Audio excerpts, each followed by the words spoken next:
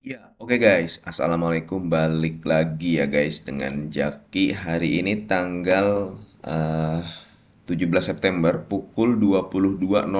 Waduh, pas banget nih guys 22.00. Nah, gue mau bahas MTDL ya guys, karena memang ada permintaan dari teman-teman di YouTube. Beberapa kali gue lihat ada yang bang coba bahas MTDL, dan memang gue belum pernah bahas ini ya. Padahal ini sebenarnya kita sama-sama tahu ya, ini punya Ciputra ya, dan kita tahu grup Ciputra lah bagus gitu. Dan saham MTDL ini juga saham yang bagus. Dia eh, sempat stock split di tahun 2021, yang tadinya lembar sahamnya ada di angka 2,4 miliar menjadi 12,2 miliar. Jadi lu nggak usah bingung guys ya. Lu nggak usah bingung dengan perubahan ini ya. Bukan berarti wah waktu tahun 2021 IPS-nya gede nih, sekarang kecil. Enggak, karena memang stock split guys gitu. Nah, perusahaan ini biasanya dia akan membagikan porsi dividen payout ratio itu di angka 20 sampai 30% guys. Memang waktu kemarin aja dia membagikan hampir 40% di tahun 2023 ya guys ya. Dia membagikan hampir 40%. Tapi sebenarnya di tahun 2021 dividen payout rasionya itu ada di angka 5%. Di angka 5%. Nah, perusahaan ini ya kan bergerak di sektor teknologi. Kita tahu ya, sebenarnya untuk sektor teknologi prospek ke depannya nggak suram-suram amat. Beda lah dengan kayak yang pernah kita bahas sektor tekstil ya, itu memang wah itu dihajar banget itu.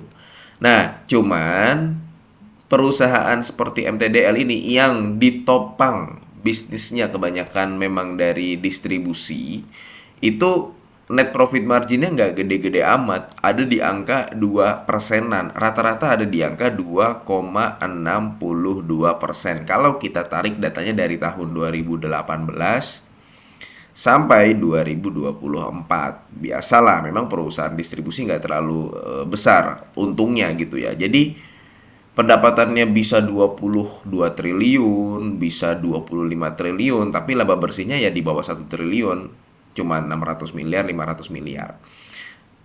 Kemudian guys ya, apa yang bisa membuat MTDL ini jadi, gue mengatakan hal tersebut bukan berarti prospeknya nggak cerah ya guys ya. Tetap prospeknya ada potensi untuk cerah. Karena kalau gue lihat MTDL ya, gue jadi ingat saham auto. Tahu auto guys ya, Astra Auto Parts. Lu coba perhatikan dulu Astra Auto Parts itu ya guys ya. Itu lama dia, lama, di mana perusahaan itu punya net profit margin yang kecil, cuman di antara 3%, 4%, 5%. Tapi tiba-tiba ya, karena si perusahaan bisa melakukan efisiensi ya, si perusahaan ini net profit marginnya itu menjadi 11%, menjadi 10%, sehingga labanya meningkat.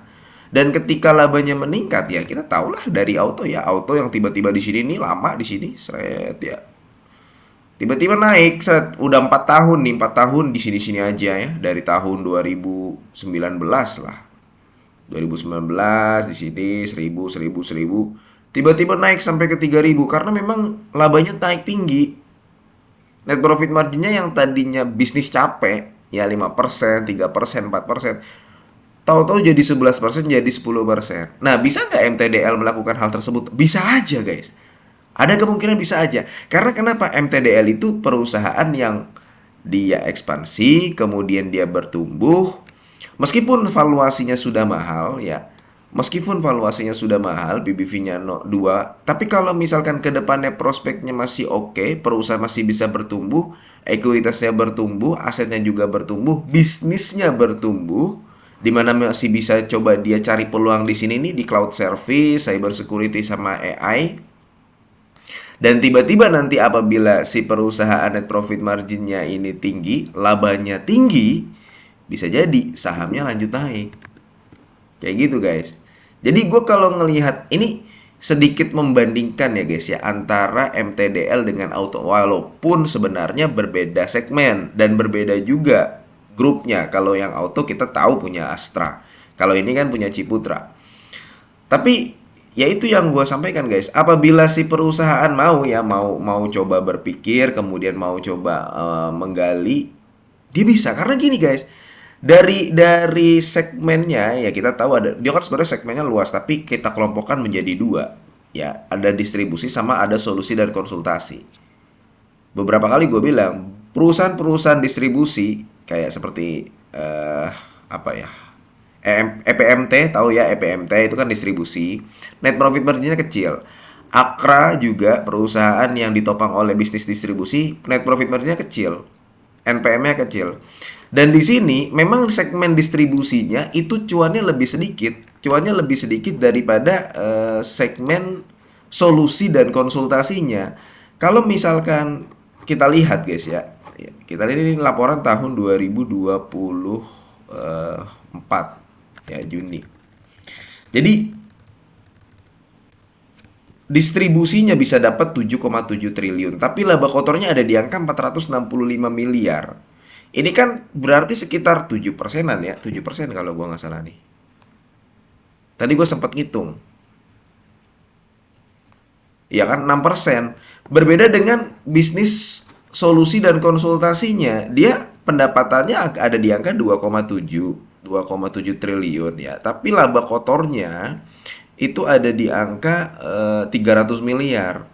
Jadi sebenarnya si MTDL ini asal nih ya nih. Nah, 12% laba kotor dari segmen solusi dan konsultasinya. Dan kita lihat segmen solusi dan konsultasinya dari tahun ke tahun ini nggak turun, bertumbuh gitu, walaupun bertumbuhnya nggak terlalu signifikan ya, 19%, 16%. Ya sebenarnya udah dikatakan bagus juga sih, 20%, 19%. Cuman nggak ada minus gitu loh.